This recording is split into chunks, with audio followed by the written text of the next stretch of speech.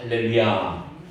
우리 오늘 잠언서를 보았습니다만은 오늘 참 중요한 단어를 하나 우리가 발견하게 됩니다. 누가복음에 잠언서 10절에 보면은 누가 현숙한 여인을 찾겠느냐, 여기에 중요한 건 현숙한 여인이라고 얘기하고 있습니다. 이 현숙한 여인, 현숙, 여러분이 쉽게 그렇게 다가오지 않을 것입니다. 특별히 이 현숙한 여인 하면 다른 것이 아니라 원어의 입장에서 우리가 좀 생각해 본다면 현숙은 하일이라는 얘기가 있어요. 히브리어인데 하일. 이 얘기는 군대 용어인데 씩씩한, 늠름한, 든든한, 누가 보더라도 약하지 않는 강한. 그러니까 어찌 보면 군사 용어니까 현숙한 여인은 정말 빈틈이 없다라는 그런 의미가 담겨져 있습니다. 그래서 씩씩하고 늠름한 그런 용어지만은 가정에 조금도 부족함이 없는 그런 여인이다. 그래서 어질 현자를 쓰고 행할 숙자를 쓰고 있습니다. 현숙. 그러니까 어질고 또 삶의 지혜가 있는, 행실이 있는 여인, 현숙이다. 여러분, 다른 말로 이렇게 우리가 좀 생각해 본다면 자식들 앞에서 또 남편 앞에서 행하는 일인데 현모양처라는 단어를 쓸 수 있어요. 현모양처. 그러니까 자식들에게 정말 꼼꼼하게 아이들을 잘 챙기는 어진 어머니, 그리고 남편에게는 부족함이 없도록 필요를 도와주는 아내의 역할, 돕는 자로서 부족함이 없는 현모양처, 이렇게 될 수가 있어요. 현숙이라는 단어 안에 또 다른 얘기를 하면은 이 얘기는 그럴까요? 요조숙녀라는 단어를 쓸 수 있어요. 요조숙녀. 뜻이 뭘까요? 조용하게, 아주 깔끔하게, 아주 흠이 없이 숙녀. 그러니까 여기는 정말 홈 없이 티 없이 남들에게 칭찬을 받고 인정받는, 그러니까 참 세심함, 그러니까 정말 새침대기처럼 보이지만은 어찌 보면은 참 아름답게 그의 행실이 누가 보더라도 오늘 말씀처럼 보면 진주보다 귀하다, 참 아름답다, 귀하다, 복되다, 이런 모습이죠. 요조숙녀, 나쁜 말이 아닙니다. 아주 좋은 얘기죠. 그 요조숙녀가 현모양처가 될 수 있다는 거죠. 그래서 우리가 영적으로 얘기하면 현숙하다, 그런 얘기를 할 수가 있습니다. 그래서 이 나이가 들면은 덕이 있다, 덕부다, 그렇게 될 수가 있어요. 보통 50대, 60대 정도 되면은 덕부라는 소리를 들어야 된다는 거죠. 그러니까 정말 누가 보더라도 참 저 집에 참 덕스러운 여인이다, 부인이다, 덕부라, 그렇게 말할 수가 있어요. 그러나 현숙의 반대가 있어요. 현숙한 여인의 반대. 그것은 한마디로 보면은 우리가 아주 독하다는 거죠. 악체라, 그렇게 얘기할 수 있어요. 현숙한 여인의 반대는 악체라, 그렇게 볼 수가 있어요. 이 성경에도 이런 여자들이 있어요. 조금 이따가 얘기를 하겠습니다. 그리고 여기에 잠언서에도 자주 얘기를 합니다만은 이 우매한 여인, 그러니까 현숙한 여인 반대는 우매한 여인, 미련한 여인으로 되어 있어요. 여기에는 지혜가 없는 여인, 세상 것을 즐기는 여인, 이렇게 되어 있어요. 그러니까 여기 한마디로 음녀라는 단어를 쓸 거고요. 또 아주 또 나쁘게 요물이다라는 얘기를 쓸 수 있어요. 그러니까 정말 긍정적으로 얘기하면은 현모양처, 요조숙녀, 이렇게 얘기할 수 있고, 나쁘게 얘기한다면 뭡니까? 한마디로 악체라고 얘기할 수 있고 요물이라고 얘기할 수 있고 또 뭐랄까요? 음녀라 얘기할 수 있어요. 그러니까 이런 가운데서 우리가 좀 보면 챕터를 넘겨가면서 좀 보겠습니다. 우리는 누구나 행복한 가정을 꿈을 꾸고 있습니다. 정말 결혼하면서 누구보다도 부럽지 않은 행복한 가정을 만들어야지 그런 생각하게 되죠. 그러나 행복한 가정은 저절로 지어지는 것은 아니다라는 거죠. 어떻게 해야 행복한 가정입니다.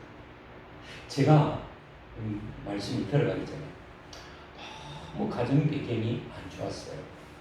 이제 원래 고향은 경남 진주에서 그 난강 댐 건설하면서 갑자기 혈통이 있다 그래가지고 아버지의 형제가 사는 밀양으로 이사를 왔어요.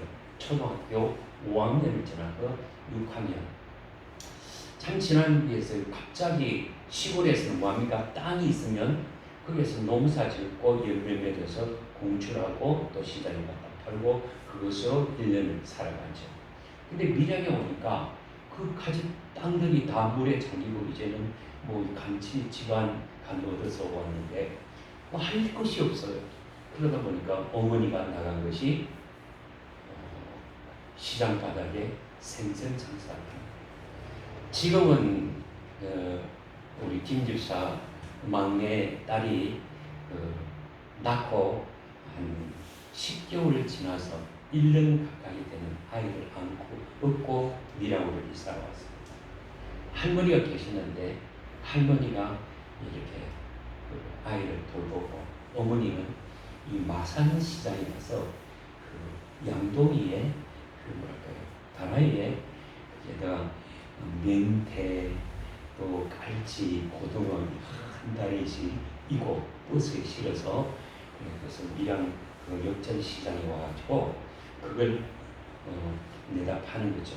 그럼 오면 오후에 이렇게 골목 다니면서 고기 사이소 그러다가 해가 연비어져서 시장으로 오면은 저 도로가에 앉아서 그 고기를 팔고 이러는 가운데서 참 힘이 되니까 술을 한 잔 마시고 두 잔 마시다가 술 힘으로 장사를 하는 거죠. 아버지는 또 할 일이 없으니까 정미소 우리 정 사부님 정미소 알죠?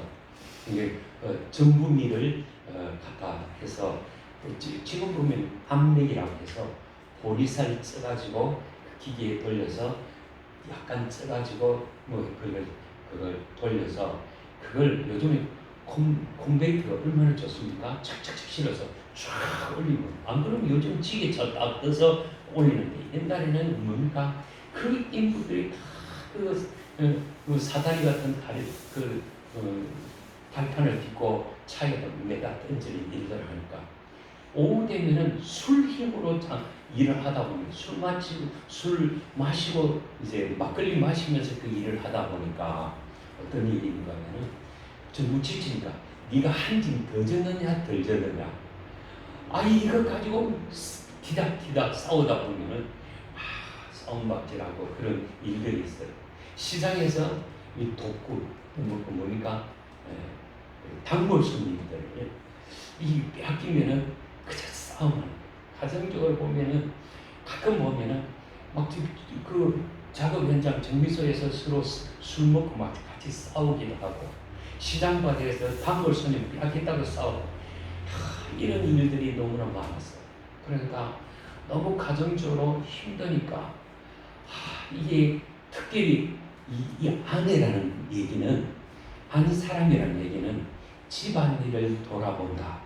자식들을 챙기고 집안일을 돌아보는 일이 주 업무고 조금 여유가 있으면 남편의 하는 일을 도와주는데 이 어머니는 맨날 자고 일어나면 고기 따라에 달고 아침 일찍 마산 갔다가 고기 따르고 이 장사하는 일이 그 일이고 집안 챙겨볼 일이 없어요. 할머니가 늙은 할머니가 와서 밥 챙기고 이것저것 챙겨가지고 아이들 나눠주는 일이고 집에 아이들이 막 먹고 한참 자랄 시절이거든요. 제가 이제 중학교 올라가고 뭐 초등학교 5학년, 3학년 계속 줄줄이 있다 보니까 서로 힘든 그런 과정이고 이렇게 가정적으로 배경이 너무나 어려운 제가 느낀 게 뭐냐면 아내는 제발 집안에서 좀 자식들을 좀 챙겼으면 좋겠는데 자식들은 내몰라고 맨날 바깥으로 도니까 이게 피폐해지는 거예요. 아이들도 서로 갈등 있고 싸우고 막 이런 그거 이해를 없으니까 제가 생각을 해요. 어떻게 하면 행복한 가정이 될 수 있는가? 오늘 주 관심사예요. 어떻게 하면 행복할 수 있는가? 여기에 내 아내는 절대 바깥을 내돌리지 않겠다. 제 소원이었어요. 내가 적게 먹고 적게 번다 할지라도 안 사람은 어디 가냐? 아내의 역할로 내자는 역할로 좀 했으면 좋겠다. 그래야 뻗나가는 자식이 안 될 것 아니냐. 그래서 당신은 다른 거 몰라도 아이들을 챙겨라. 두 아이를 키우다가 하나를 먼저 중국 보내는 일도 있었지만은 그래도 엄마 말에 신뢰하고 순종하고 신앙적으로 이 곱게 자라는 가정이었어요.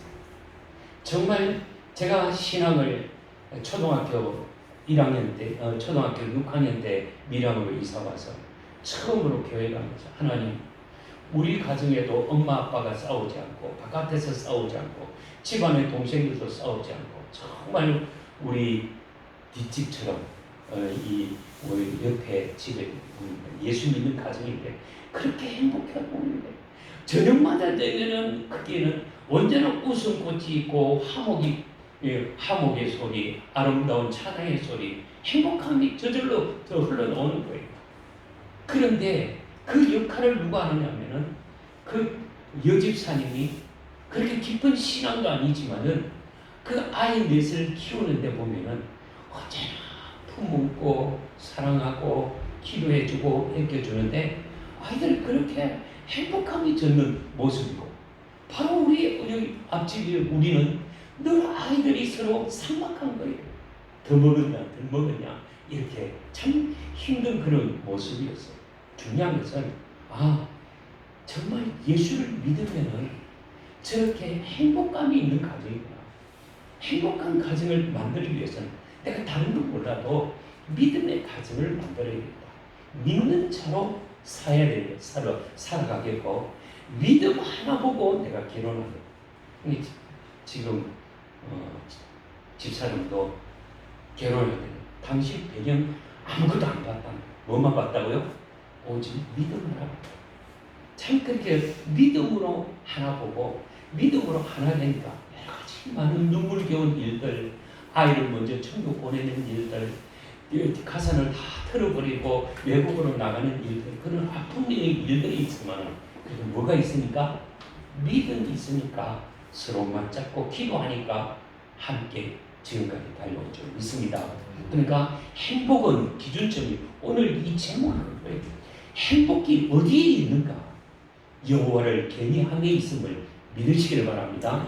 오늘 우리 본문 안에서도 고운 것도 거짓되고 아름다운 것도 헛되나 여호와를 경외하는 여자는 칭찬을 받을 것이다.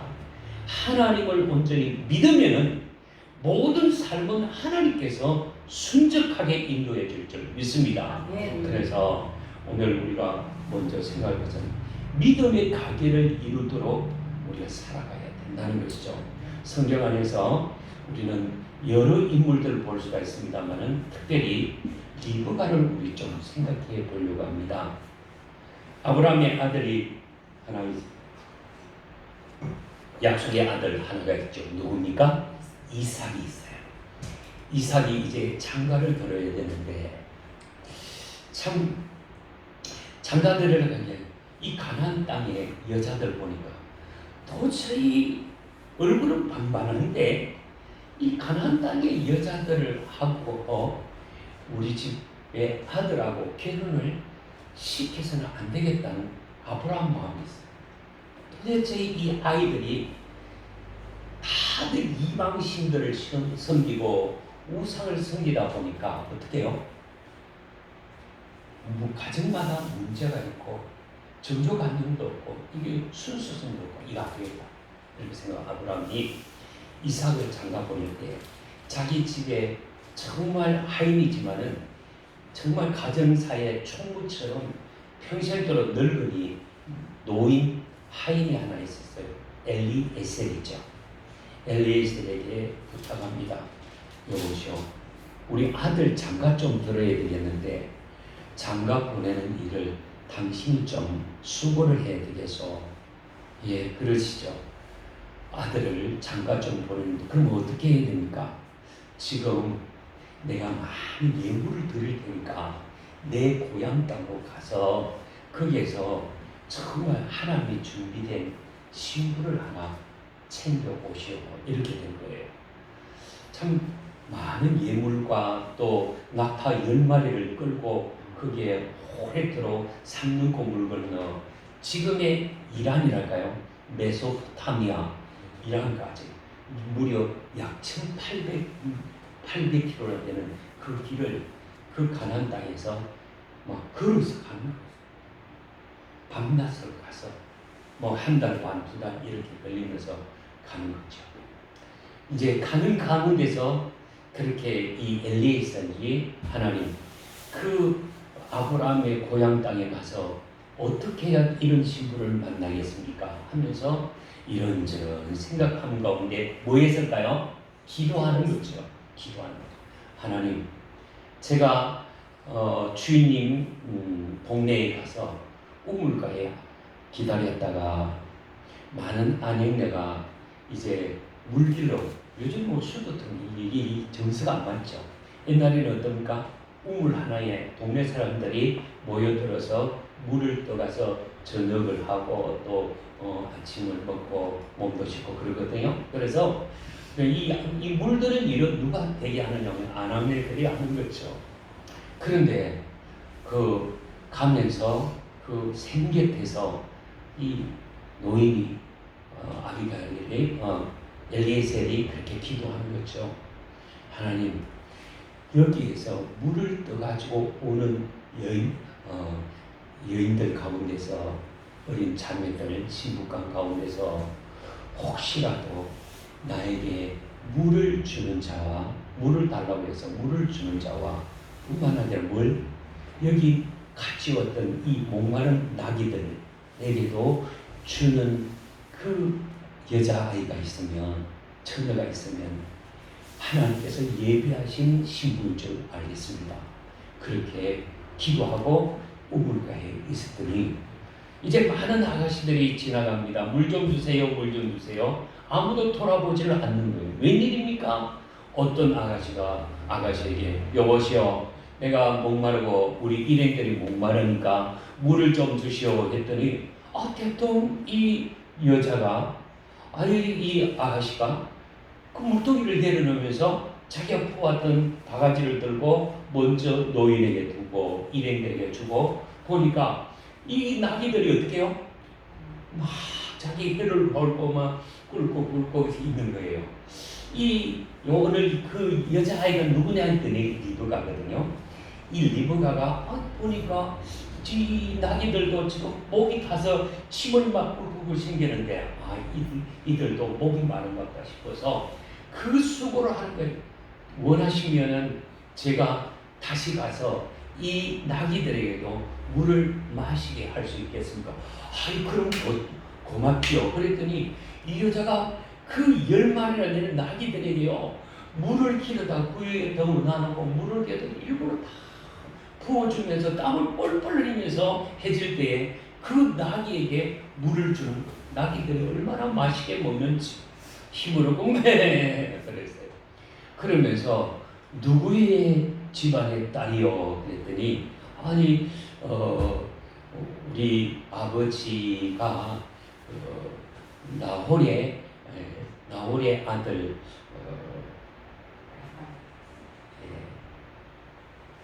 나홀의 아들 아니요 오빠가 누구라고요? 아니요 오빠가 있고 본인이 있는데 어떻게 이 가운데서 쭉 얘기를 들어보니까 마침 그 아브라함의 형제 나홀의 집안에서 얻은 손주 딸이 바로 리브가라는 사실을 알고 당신 집에 우리 식구들이 머물 수 있겠느냐 그랬더니 충분히 우리 집에는 나귀의 풀들도 있고 먹을 것도 있으니까 저희 집에 오시면 좋겠습니다. 그래가지고 친절하게 이 리브가가 그 노인네를 불러드리는 거예요. 그 여차 우리 주인님 아브라함의 뜻에 따라서 여기 왔는데 기도했는데 때마침 당신을 만나게 됐습니다.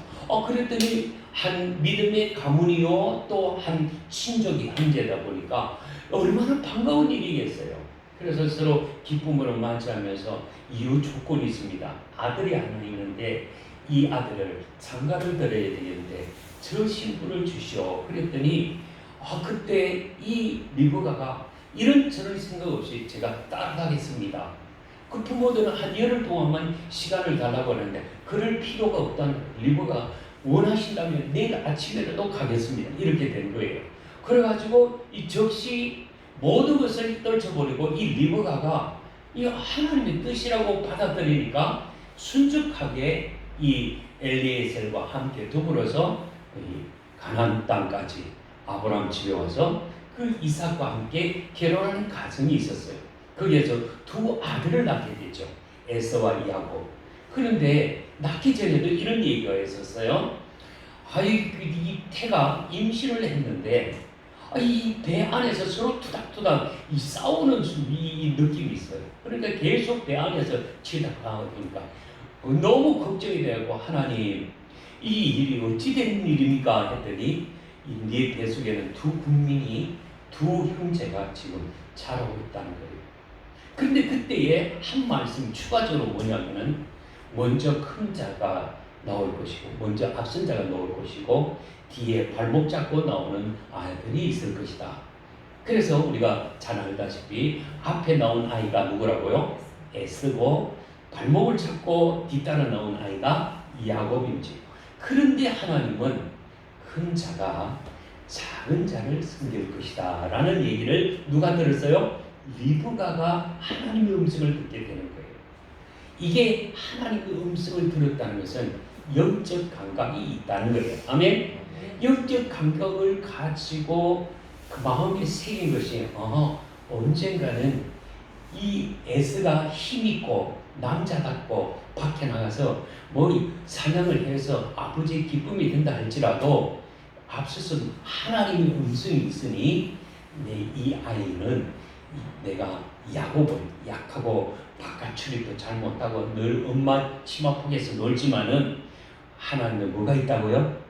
말씀이 있기 때문에 반드시 이 야곱이 크게 될 것을 믿고 이 아이를 사랑하게 된 거죠.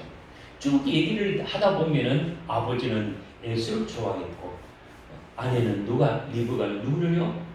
야곱을 좋아하는 거예요. 왜? 하나님이 약속에 있는 아들이니까. 근데 나중에 알고 보니까 정말 하나님께서 야곱을 통해서 이스라엘 민족을 만든 줄 믿습니다. 오늘 중요한 것은 그가 준비된 친들과 근면함으로 하나님 앞에 설 때라는 거죠. 오늘 잠언서 31장 15절을 보면 현숙한 여인의 모습이 밤이 새기 전에 일어나서 그러니까 새벽같이 일어나서 뭐하고요? 자기 집안 사람들에게 음식을 나누어 주며 이른 아침에 나가서 일해야 될 일꾼들에게 먼저 새벽까지 밤이 새기 전에 이른 새벽에 일어나서 먼저 밥을 챙겨서 집안 식구들과 식솔들에게 이 음식을 나누어 주는 거죠. 오늘 본문에도 그렇게 얘기를 합니다.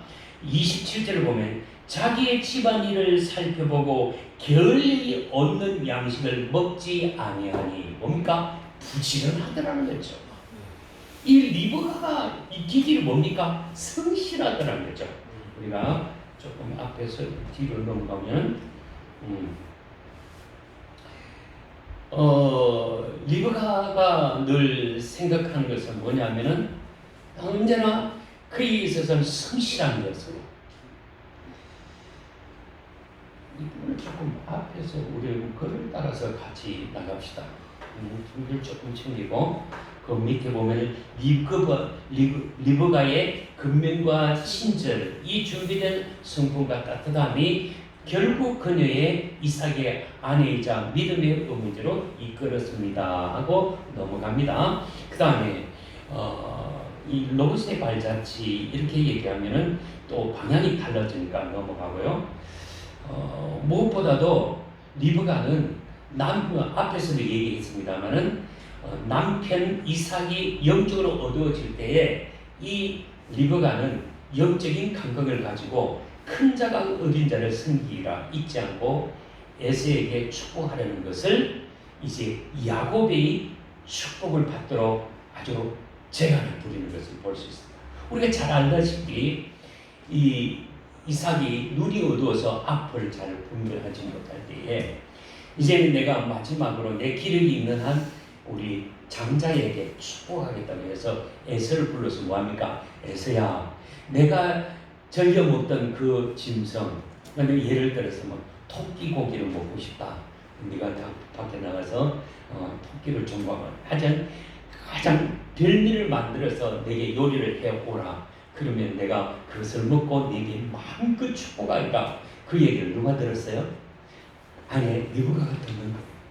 그 얘기를 듣고 에스가 내 아버지 지금 당장 나가서 아버지 소원대로 제가 짐승을 잡아서 별미를 만들어 오겠습니다 하고 짐 챙겨서 막 밖으로 나가는 순간에 이 리브가가 뭐 했을까요?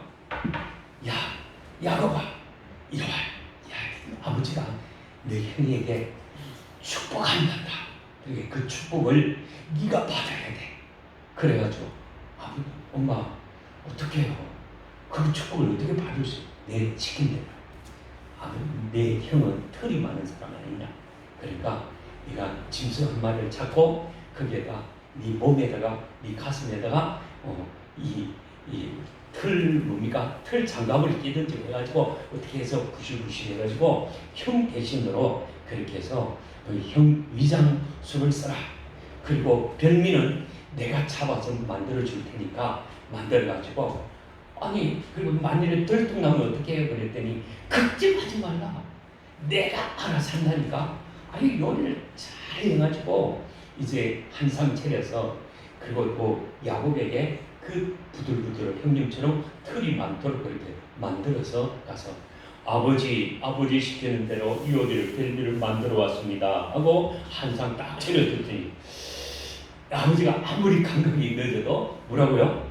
이상한데 얘야 네가 에스가 맞냐 그랬더니 예 접니다 이러면서 이 느낌이 이상하니까 가까이 와보라 그러면서 이 가슴을 만지고 팔을 만지고 보니까 뭐가요? 큰아들처럼 털이 부실부실하게 있으니까 목소리는 에서인데 네 모습은 목소리는 야곱인데 내 모습은 형 에서로구나. 의심쩍지만은 그래도 보니까 일단은 잡아왔던 성의와 요리를 했다는 것.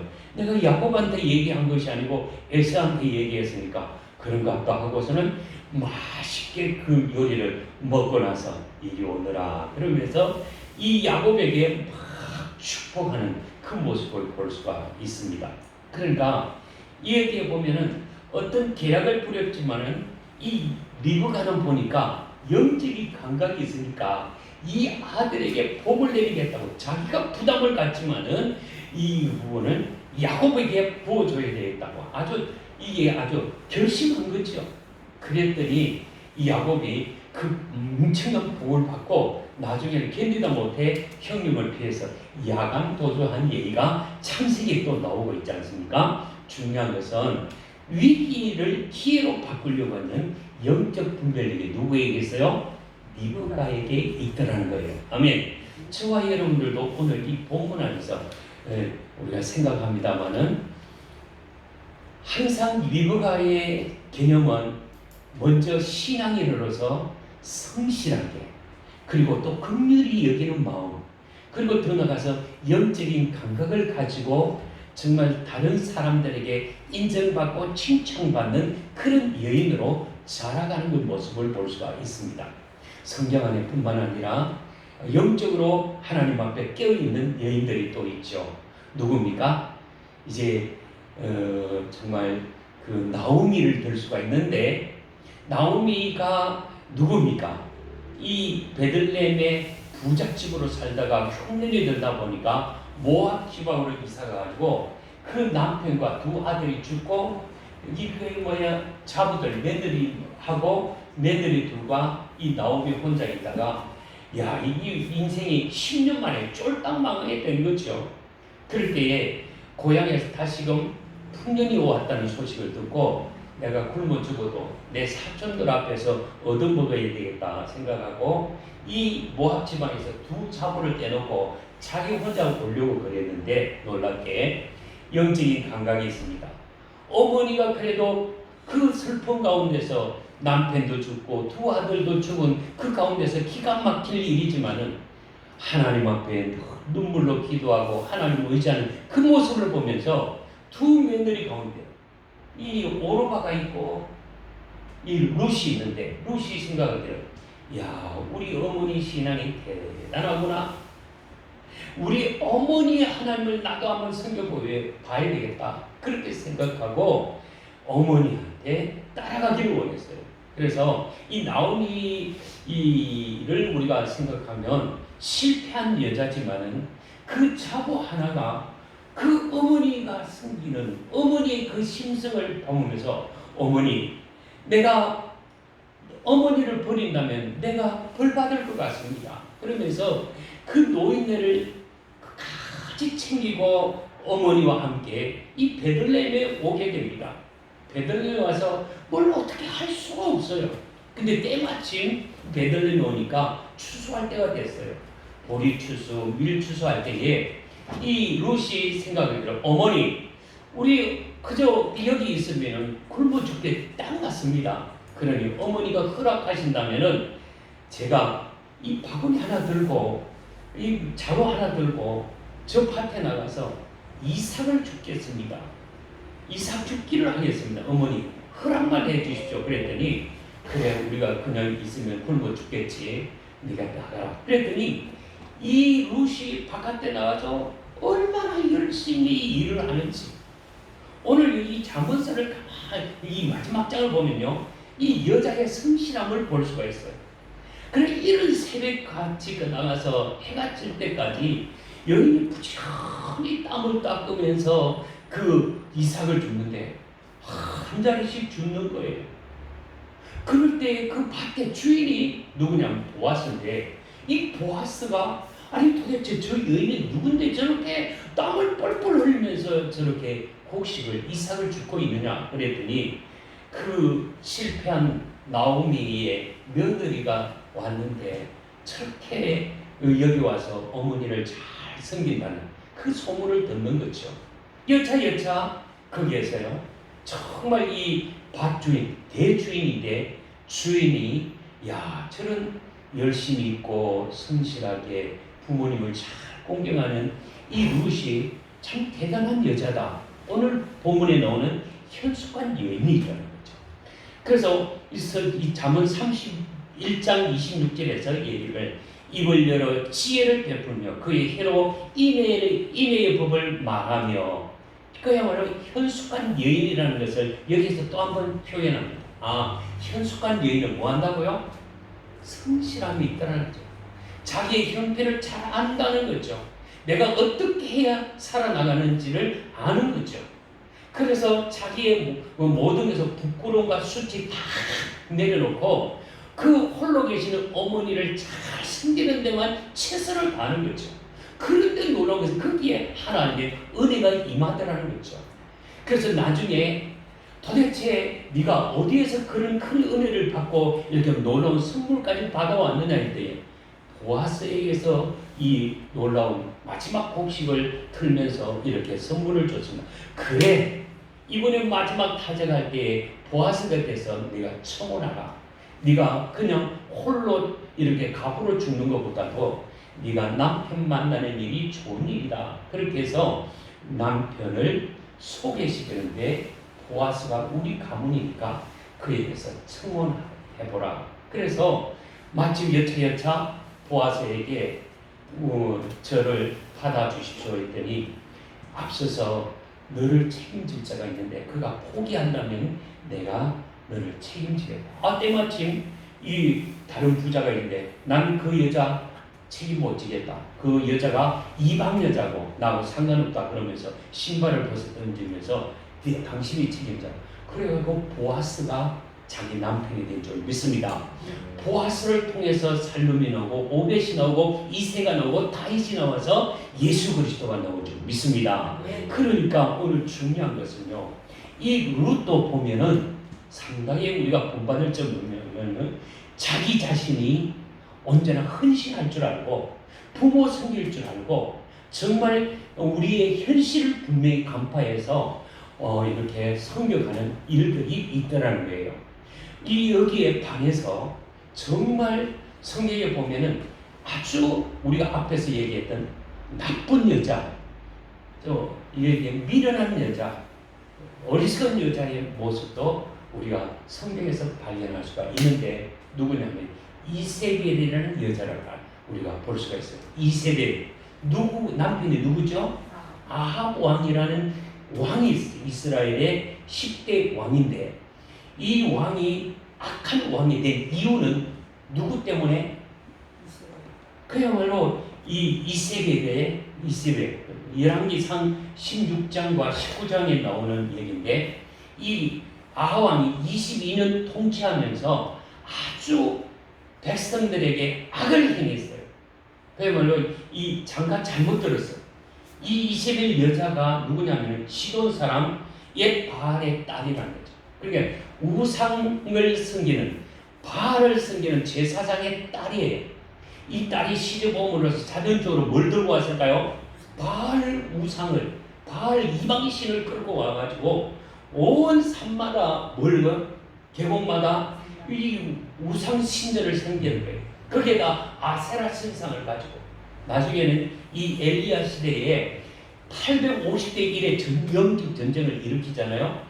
그야말로 끌고 온 그 이세벨 여자가 하나로 인해서 온갖 이 나쁜 짓거리가 다 들어온 거예요. 뭡니까? 바알 신상이 들어오고 바알 선지자, 아세라 선지자가 들어와서 바알 선지자 400과 아세라 선지자 450대리 1이 뭡니까? 하늘에서 불이 내리는 전쟁, 제단 위에 불을 내리는 신이 참신이 될 것이다 해가지고 그들이 바알 신 앞에서 춤추고 자기 몸을 확대시면서 불을 내리게 했지만 불이 안 떨어지는 거예요. 해가 질 무렵에 하나님께서 그 엘리야 선지자를 통해서 불이 내게 하고 참신이 여호와 하나님이신 줄 증거한 줄 믿습니다. 거기에 이세벨이요 아주 못된 여자가 선한 남자를 악하게 만들어서 온 나라를 피폐하게 만들었어요. 그것 대표적으로 하나가 이 남편이 자기 궁전 주 앞에 이 포도밭이 있는데 나봇이라는 사람인데 포도를 농사를 잘 했어요. 이 가을 되면 이 포도 향이 온 이 궁전 안으로 이 사마리아 왕궁 안으로 들어오고 있으니까 아주 탐스러운 거예요. 보기도 좋고 향도 좋고. 그래갖고 나봇을 불러요. 여보시오. 누가? 왕이 나봇을 불러서 이렇게 얘기합니다. 그 포도밭 내게 파시오. 그거보다는 더 좋은 땅을 줄 테니까, 더 넓은 땅을 줄 테니까 이 당신이 가진 그 포도밭을 내게 파시오 했더니 나봇이 아닙니다. 이건 우리 조상 때부터 내려온 일이 그 뭡니까? 문중 땅을 내 마음대로 팔 수가 없습니다. 그러니 내가 내 마음대로 팔 수 없으니까 왕은 이것만큼은 손대지 마십시오. 그런데 욕심이 너무 나는 거예요. 끙끙거리는 거죠. 밥도 먹기 싫고 저건 내가 내 욕망대로 안 되니까 막 마음속에서 분통이 펼치는 거죠. 못된 이세벨이 여보 왜 밥을 안 먹고 왜 그렇게 끙끙거리는 거예요? 저 포도밭 때문에 내가 포도밭이 내게 안 되는 것에 대해서 괴롭다는 거예요. 그거 왜 걱정하느냐고. 내가 3일 만에 이 문제를 해결해 주니까 당신 정신 차리고 밥 먹으시오. 잘한 것 같지 보이지만 이 여자가 얼마나 나쁜 짓을 했는지 거짓 증거, 위정을 이 정의 거짓 위정을 삼아서 얘기합니다. 당신들은 이 나봇이 죽을 하는데 뭐냐? 하나님도 뭡니까? 하나님도 저주하고 또 당신도 저주하고 그러니까 왕과 하나님을 저주하는 이 나쁜 이 나봇을 어떻게 했으면 좋겠냐? 나봇이 그렇게 원망불평하는 것을 당신이 들었다고 얘기하셔. 그래가지고 이 거짓 잘못한 사람들을 불러 세워놓고 당신 이 사람한테 물어보고 이 사람한테 물어봐. 재판장에서 다 하나같이 나봇이 왕도 싫어하고 하나님도 저주하는 이 장본입니다. 이랬더니 힘이 없는 나봇은 어떻게 해요? 완전히 이게 그때부터는 이 완전히 악한 사람이 돼가지고 이 나봇은 그냥 죽어요. 돌에 맞아 죽을 거예요. 이 모습을 봤던 이 일이 선지자가 아는 거죠. 선지자 누구요? 엘리야가 당신이 그렇게 이 나봇의 밭을 취했느냐? 당신은 반드시 창에서 던짐을 당할 것이고 거기에서 던짐과 동시에 내장이 터질 것이고 거기에서 먼저 달라들 개들이 와서 당신의 두개골과 당신의 내장들을 끌어모을 것이다. 얼마나 비참한 일인데 사실 그 예언대로 나중에 보면은 이 이세벨이 창밖으로 신하들에 의해서 내던지니까 그때에 굴러 떨어져서 개들이 동네 야생 개들이 와가지고 그 두개골을 해골을 끄잡아먹고 그 내장들을 끄잡아먹고 그 피를 핥아먹는 일이 있었어요. 그마침 이 악한 일들이 있었다는 거죠. 그러니까 이 이세벨은 하나님을 전혀 모르는 거예요. 자기의 욕망에 따라서 언제나 권력을 안고 좌지우지하는 이 나쁜 여인이 대표적으로 나라를 망치게 한 것이 이세벨의 모습이었어요. 오늘 우리가 몇몇 여인을 들어서 얘기했지만은 정말 하나님을 섬기는 여인이 어떤 여인인가 다시 우리 원점에서 한번 조금만 본문에서 생각해 볼게요. 여기에 보십시다. 현숙한 여인은 누구를요? 하나님을 경외함으로 칭찬을 받습니다. 한번 해봅시다. 현숙한 여인은 하나님을 경외함으로 뭐 한다고요? 칭찬을 받게 된다는 거죠. 오늘 10절 보십시오. 누가 현숙한 여인을 찾겠느냐? 이 찾는 것, 현숙한 여인을 누가 고르겠느냐? 그 얘기입니다. 그 현숙한 여인은 어떤 금은 보석보다도 더 뭐하고요? 귀하다는 거예요. 아멘. 그의 값은 진주보다 귀하다. 그 한 사람이 들어옴으로 말미암아 가문이 살 것이고 나라가 살 것이다. 그러나 한 사람이 잘못 오므로 나라가 어렵게 될 것이고 그 가문이 무너질 것이다. 여러분 요즘 시대를 잘 구분해 보죠. 전 대통령과 현 대통령의 모습이 여실히 드러나오는 것 같아요. 정말 한 여인으로 말미암아 가문이 살아나고 한 여인이 잘못 들어오므로 가문이 무너지고 나라가 어지럽게 되는 일들이 없잖아 있어요. 오늘 현숙한 여인이 들어온다면 나라가 든든하게 될 줄 믿습니다. 자, 11절입니다. 그런 자의 남편의 마음은 그를 믿나니 든든하다는 거죠. 근데 뭐가요? 산업이 필절하지 아니하고 번창한다는 게 부흥한다는 게 잘, 그러니까 여자의 말 한마디 때문에 어떻게 변화되는지 그 가정이 서기도 하고 무너지는 거죠. 그런 자는 살아있는 동안에 그의 남편에게 선을 행하고 악을 행하지 아니하느니라. 아멘. 아무리 남편이 악해도 이 여자가 들어옴으로 말미암아 그 가문이 덮어지고 부흥하고 든든히 세워진다는 거예요. 우리 한번 이 얘기가 성령께서 말씀하시는데 이 다윗이 쫓겨다닐 때요. 이 나발이라는 집에 들어가게 됩니다. 그때 이 나발에게는 엄청난 재산이 있었어요. 벌써 양이 3,000마리고 이 염소가 1,000마리를 가지고 있는 엄청난 부자였어요. 근데 때마침 털을 깎는 일들이 있었어요. 이 털 깎는 일에 있어서 돈을 많이 벌 수 있는 기회가 됐어요. 음식도 풍족해요. 그래가지고 다윗이 자기들의 신하 10명을 보냅니다. 가서 당신이 지금 양 깎는 이 돈이 들어오는 시기니까 우리에게 좀 먹을 것을 주시오. 우리가 울타리 역할을 했지 않느냐. 당신이 실족하지 않고 우리가 쫓겨다녔지만은 힘들지만은 당신의 양과 비영처들을 우리가 지켜줬지 않느냐. 그러니까 이 좋은 때에 우리에게 좀 선심을 은혜를 베풀어 주시오 했더니 이 못된 남편이 아니 다윗은 누구 이새는 누구냐. 요즘 왕을 배신하고 도망가는 놈들이 있더라. 그러면서 왕을 배신하고 도망가는 놈을 어찌 우리가 도와주겠느냐 하면서 아주 비꼬면서 빈 털터리로 이들을 내쫓아 보내는 거예요.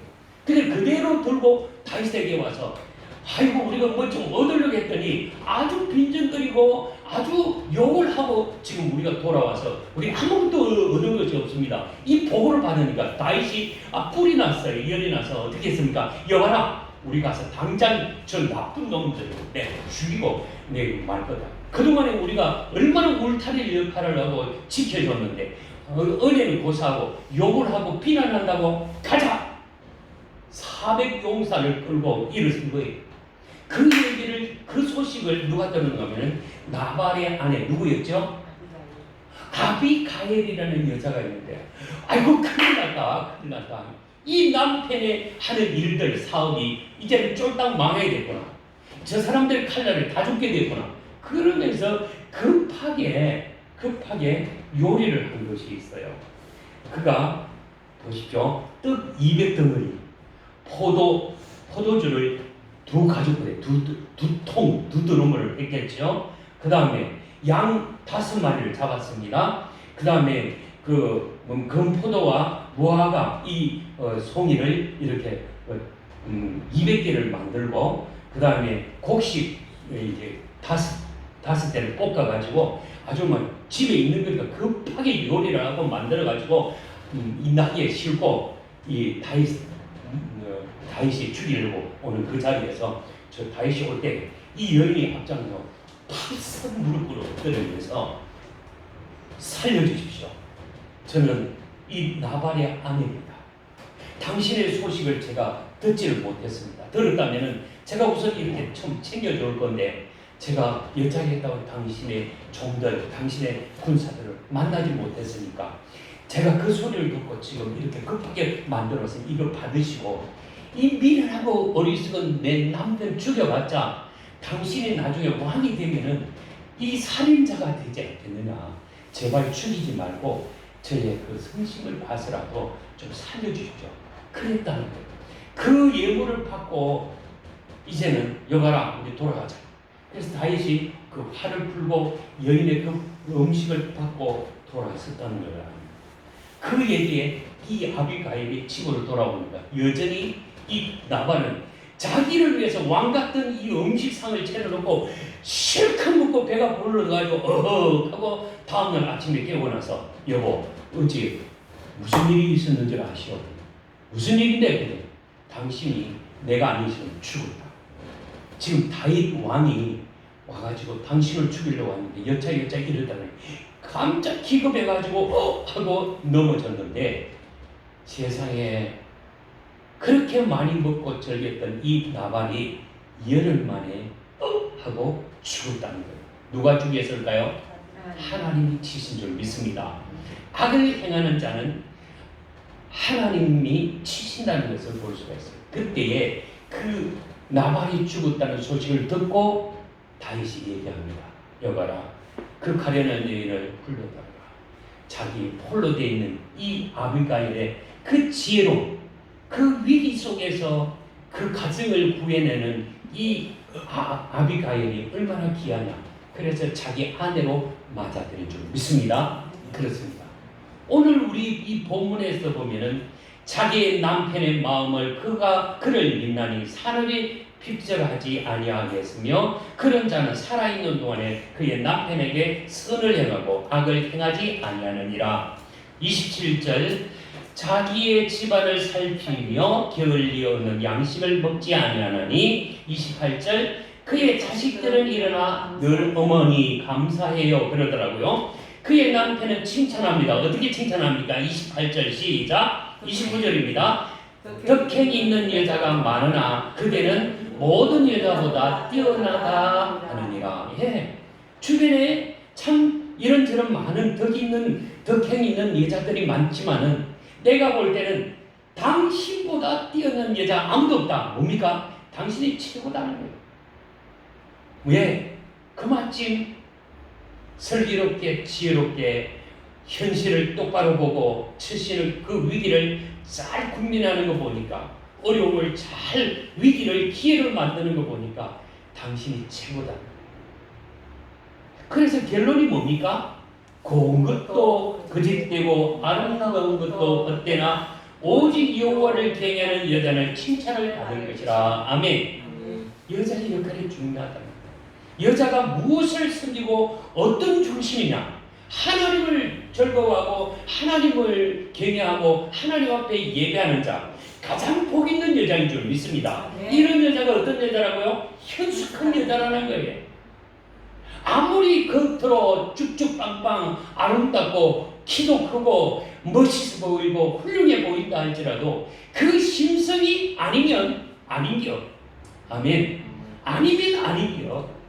하나님 보시기에 합당하면 그가 어떤 모습이든 키가 작든 그가 어떤 모습이든 별로 못생겼던 그 마음에 누구를 여호와 하나님을 섬기는 자가 있다면 그 여인은 어떻게 해요? 현숙한 여자는. 자, 결론입니다. 그 손의 열매가 그들에게 돌아갈 것이요 그의 행한 일로 말미암아 성문에서 칭찬을 받으리라. 아멘. 네, 손에는 많은 열매가 있대요. 그리고 성문에서 누구 앞에서들이 사랑받고 인정받더래요. 오늘 우리는 이건 단순히 육적인 얘기지만 영적인 얘기가 있어요. 하나님은 우리에게 여러 가지 비유적으로 얘기합니다. 목자와 양의 비유를 하고 있습니다. 목자는 예수님이고 우리는 양이에요. 때로는 우리를 비유적으로 나는 아버지고 너희는 자녀다. 그러니까 아버지와 아들로 비유할 때가 있어요. 에베소에 보면은 바울은 이렇게 얘기합니다. 정말 신랑과 신부로 비교하고 있어요. 신부. 신랑이 누굽니까? 예수 그리스도. 오늘날 우리 교회는 성령으로 잉태된 이 교회는 예수님의 신부인 줄 믿습니다. 이 신부는 어떤 신부요? 오늘 다시 얘기한다면은 이 신부는 정말 현모양처와 같은 현숙한 여인과 같은 현숙한 신부 되어야 될 줄 믿습니다. 우리 교회는 어떤 것도 고운 것도 풍채도 없어요. 다시 얘기하면은 고운 것도 끝이고 아름다운 것도 별로 없지만 우리 중심 안에 예수님을 뜨겁게 사랑한다면은 현숙한 교회, 현숙한 신부 저와 여러분인 줄 믿으시기를 바랍니다. 성령으로 충만된 교회, 성령으로 충만된 성도는 어디까지나 하나님을 경외하고 그분의 말씀 앞에 순종하고 나갈 때에 하나님의 기쁨이 되는 교회요 성도가 될 줄 믿습니다. 기도하겠습니다. 살아계신 주님, 오늘 솔로몬이 마지막 결론을